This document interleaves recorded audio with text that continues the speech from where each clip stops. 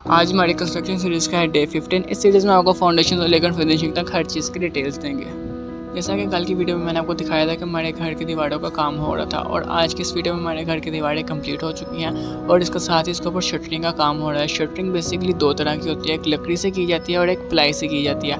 लकड़ी वाली जो है वो थोड़ी सी नाकिस होती है और वो लेंटर आपका जो है वो मजबूत नहीं करती, और इसलिए हमारे यहाँ पे प्लाई का काम किया जा रहा है। प्लाई से हमारे यहाँ पे शटरिंग की जा रही है। इंशाल्लाह कल की वीडियो में मैं आपको इससे आगे का प्रोसेस दिखाऊंगा कि शटरिंग करने के बाद मज़ीद इसके बाद लेंटर डालने के लिए क्या क्या काम किए जाते हैं। तब तक के लिए हमारे पेज को फॉलो करें। अल्लाह हाफिज़।